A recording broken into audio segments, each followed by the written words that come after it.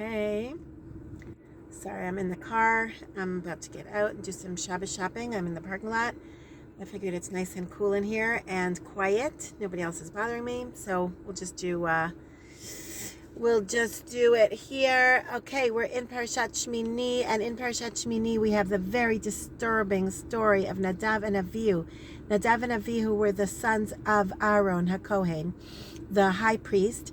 And the two of them, Nadav and Avihu, apparently it says in the pasuk, Hikrivu eish zara. They came in with a strange fire, asher lo tziva otam Hashem, which Hashem did not command them to do, and somehow a fire came down from the heavens, consumed the two of them, and like almost seems like it was a bit of an accident, like it was something so strange. And it was not supposed to be that way. And they were consumed by the fire. They died, the two sons of Aaron. And whatever, there's a whole other reaction afterwards. Vayidom Aharon. Aaron was silent. He did not react.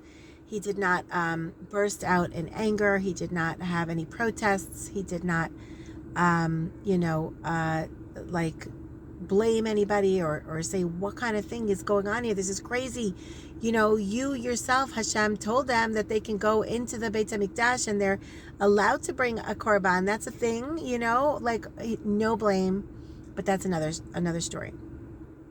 What we do have here in this story itself is very, very bizarre because, as I said, it is allowed for a person who is not necessarily the high priest to come into the temple and to bring an offering, a korban, a sacrifice. So what made this an eish zara, a strange fire?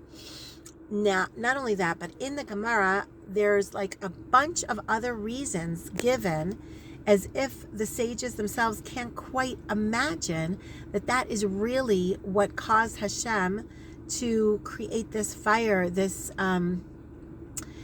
consume them and kill them. Like, why? These were big tzaddikim. And in fact, Moshe's reaction to Aaron when he heard that this happened, that there was this big fire and it consumed Nadav and Avihu, in trying to comfort or console Aaron, said to him, Hashem had told me that he would have to sanctify this temple through one of his close people. Like somebody had to die in order for this temple to be sanctified.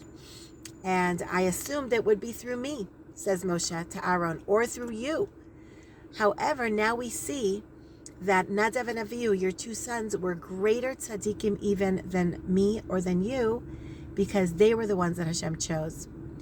So first of all, it's just really, really a little bit crazy because my friend Debbie was telling us that as we were learning, she mentioned that one of the soldiers killed this week I think it was only one soldier killed this week, I think.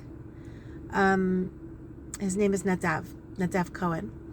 And apparently, according to her son, who was standing 100 meters away, very close by, when this RPG hit them, like a missile, it was another Nadav speaking to this Nadav when he was killed. So, two Nadavs in this week's parsha. And I am davening still for a soldier who was hurt at the beginning of the war, I don't know, at least 2-3 months ago, named Avihu. So that's kind of crazy, but so this should be for the elevation of the soul of Nadav, and hopefully for the refuah shlema, the speedy recovery. Maybe he's already recovered. I should check up on that. Anyway, for Avihu ben Anat. Okay, so what am I saying? Okay, in the Gemara, it seems to be that the sages don't quite imagine that the real problem was the sacrifice, and they say all kinds of other reasons. They say they went in, they got drunk at the temple, they were disrespectful when they went into the temple, they went into the temple without wearing clothes, which is a little strange. Another midrash says that it is because they did not get married and they didn't have children. They decided not to get married or have children, so they were punished for that. Another says that they were a little bit chutzpahdik, like they were a little brazen and like spoke with audacity and arrogance, and they said they would like walk behind Moshe and Aaron, and they said, when are these two old men going to die and we'll take over the leadership? So there was a certain arrogance there. Anyway, it seems to be like the Gemara is trying to find a bunch of other reasons.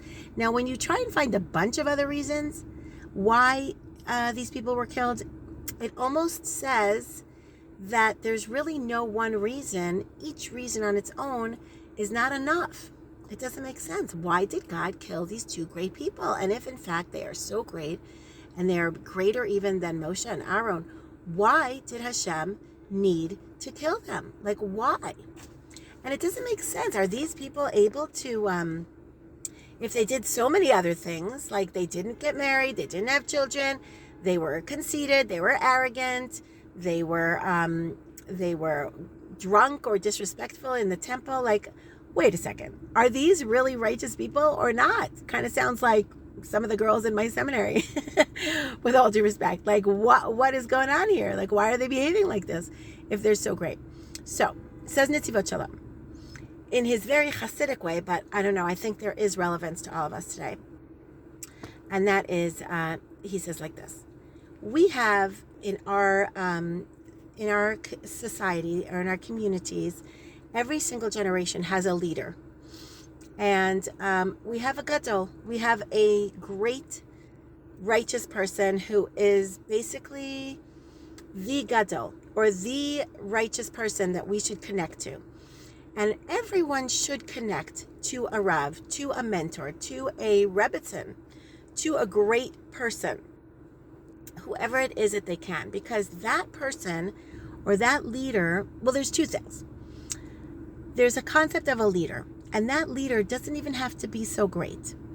And it could be that Hashem chose a certain leader, and that leader themselves are not even, as great as you are. You might know more Torah than that leader. You might do more mitzvot. You might be more righteous.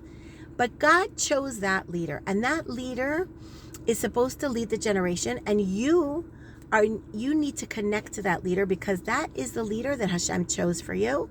And through that leader, Hashem sends all his abundance and blessing. Meaning, he is the channel through which, or the pipeline, through which we receive all blessing and all abundance and protection. And when you are connected to that leader, even if you think you're smarter than him, and even if you think you know more Torah than him, or her, I think it could be a her, why not? I'm okay with that. As long as you connect to that person, then you have protection, because you are connecting to the pipeline, to the channel through which Hashem sends abundance and blessing. And if you don't do that, you are open to all kinds of influences. You're vulnerable to all kinds of crimes and misdemeanors, and you don't have the same protection that everyone else has, and you don't have the same access to blessing and abundance. So that's number one message to all of us non-Hasidic people who don't necessarily have a Rebbe. We should try and find somebody. We should try and find a mentor, a great person. Best if we could find a great person. But even somebody who's maybe not as great as we would have liked, somebody who maybe makes mistakes sometimes, but they are obviously leading, and they obviously have a certain connection to Hashem, and through that connection that we have to that person, we will connect more seriously to Hashem, and we will access the blessing, abundance, and protection. So that's number one. Number two, besides that, if you have a connection to a particular mentor, and it has nothing to do necessarily with a leadership, it has to do with your personal relationship with a mentor, that mentor is there to help you in whatever direction you can have to get to Hashem. Meaning, the purpose of creation is obviously a relationship with Hashem, and not all of us are able to do that so easily. So if we can find a teacher, a guide, a chavruta even, some kind of connection with another person, and if possible with a group of people, everybody connecting together, or everybody who has a reason or a purpose to become closer to Hashem, you are really connected to, you get much closer to Hashem that way, and you have protection. You have Hashem's protection, and that therefore all these other little things that you do are going to be overlooked because you're connected to a righteous person, to a mentor, to a chavruta, to a group of people learning, to a group of people committed to growing. So what happened with Nadav and Avihu is that they probably were greater than Moshe and Aaron. And as a result, they had a drop of arrogance. They had a drop of the feeling of like, I don't think we really need to ask Moshe and Aaron what to do because we have our own connection to Hashem. And because they felt that way and they removed themselves from the general group, from the community, from the influence of Moshe and Aaron, because they did that, they really lost the protection. They lost the protection, the abundance, the blessing that Hashem gives to the leaders, and through the leaders should come to you, to each individual. So once they lost that and they had that little bit of arrogance, that little bit of arrogance led them to possibly do a lot of other little things that all combined together to merit, or unfortunately to deserve, really leaving this world, because they were not connected enough. They didn't humble themselves enough, lower themselves enough to be part of the community, to be part of that leadership. So my message for us all today is like this. We are in a very, very difficult time. We're going through a very, very serious situation right now in Israel. A lot of bad things are happening. And it's not that we deserve to die. Nobody deserves to die. Okay? Nobody deserves to die. But there's a lot of bad in the world. There's a lot of bad people in the world. There's a lot of extra protection that we need because of all the anti-Semitism, because of all the enemies. We need to be living on a level that merits miracles, right? We need to be in a situation that Hashem gives us extra protection to avoid all the dangers that we're in right now.